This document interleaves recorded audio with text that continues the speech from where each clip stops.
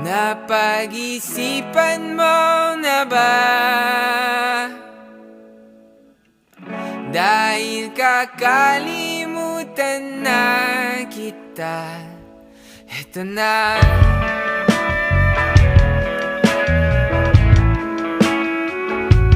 Eto na.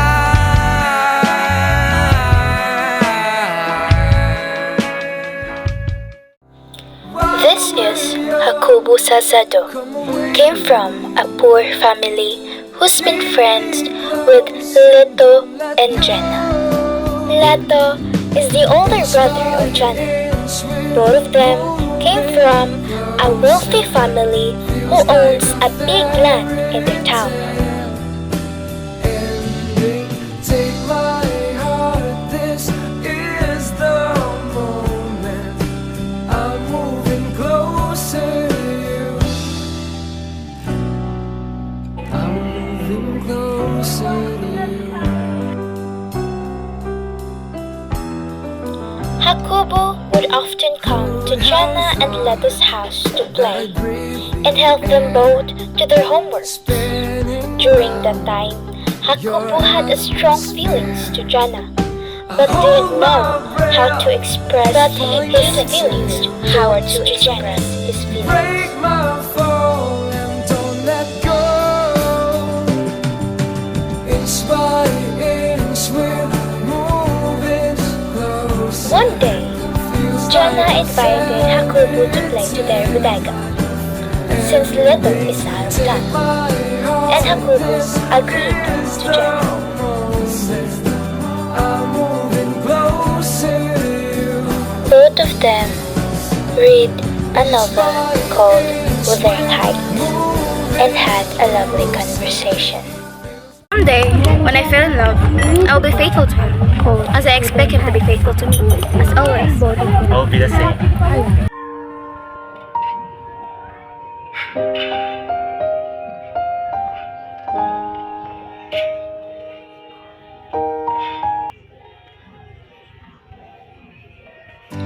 When Hakubu returns happily to their home during the day, he was surprised to see a lot of people in their yard.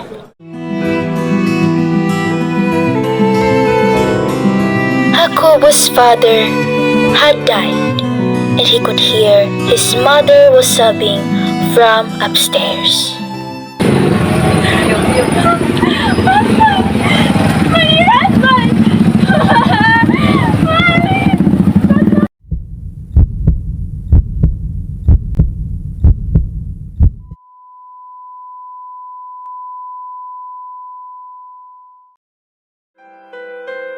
It was explained to him later that his father died in accident in the cockpit. His opponent's rooster slashed his father's thigh and bled to death. 2 days after his father died, the war started. Because of the war, Hakubu and Jenna separated ways from each other.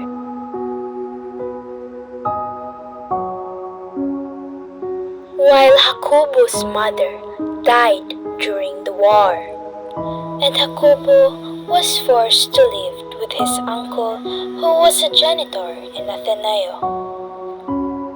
While Hakubu was in Ateneo, Jenna and her family fled from their farm and went to Manila. Their house was taken over by the Japanese.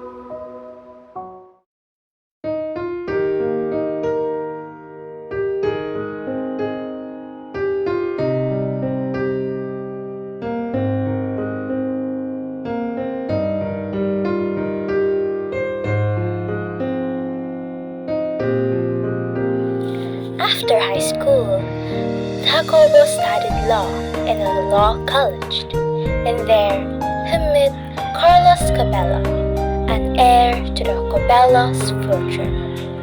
Both of them became close.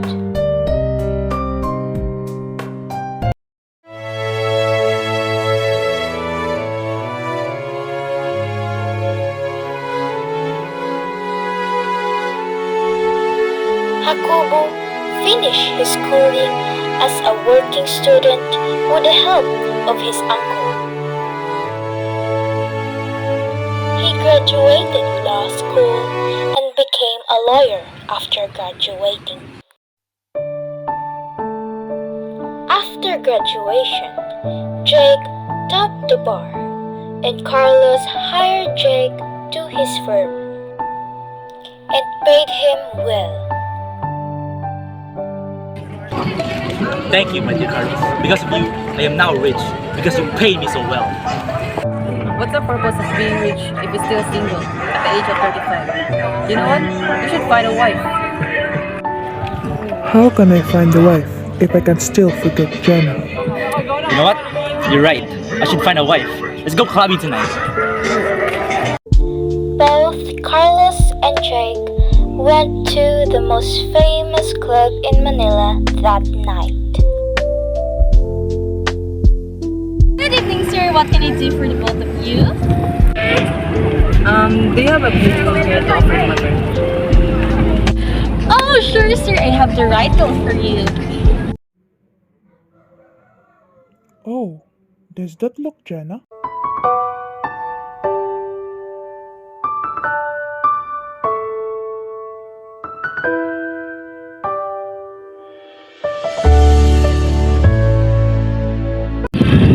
You know what? Forget it. Who's that girl? Oh, you mean the girl in the green dress? Yeah, I want her. Jacobo introduced himself as Jake, and Jenna introduced herself by another name. And it is understandable because of its current job. Jake recognizes the girl in front of him as Jenna. But sadly, Jenna didn't recognize Jake as Jacobo because of its current status. Both of them have a blast together that night.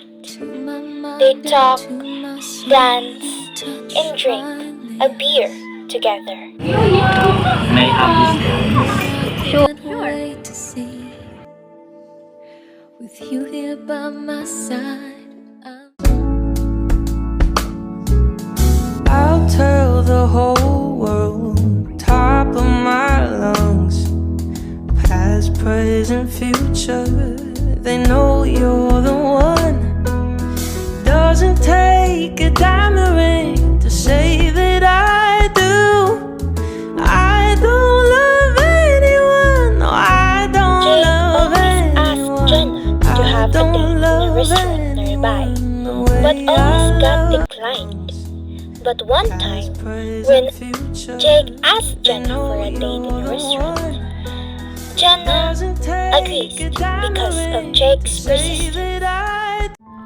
But sadly, the luck was not in Jake's hand because he got a text from his boss that he needs to pack his things because they're going to a business trip ASAP.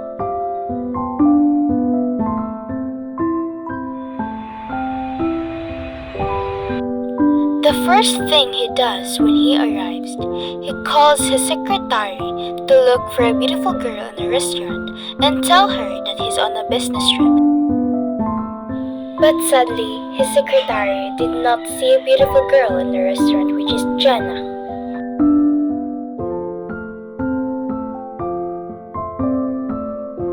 Why should I chase her? There's plenty of fish in the ocean.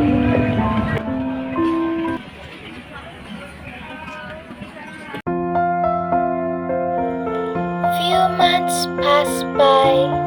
He meets a girl named Johnny, the one who will change his fate.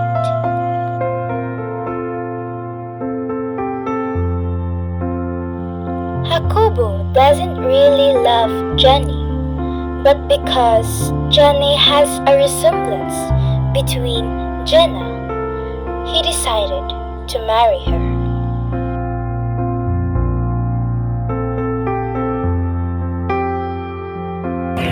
Will you marry me, Jenny? Yes, I do.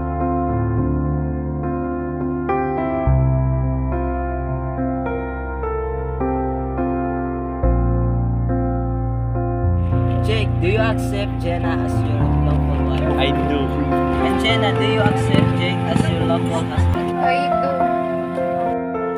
For how many years living together, Jake used to love Jenny.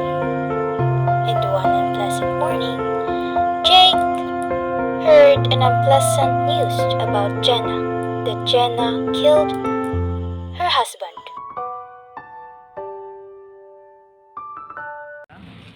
Hi, what can I do for you? Do you still remember me?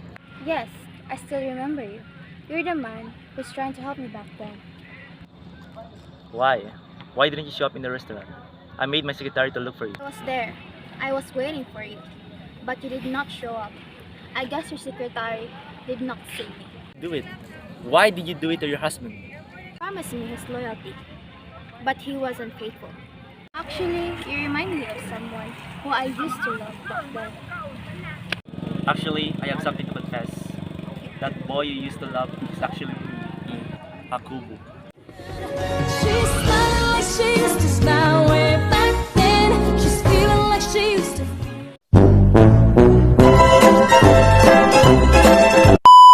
Someday, when I fell in love.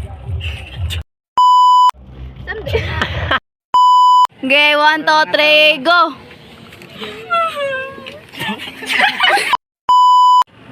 Hello?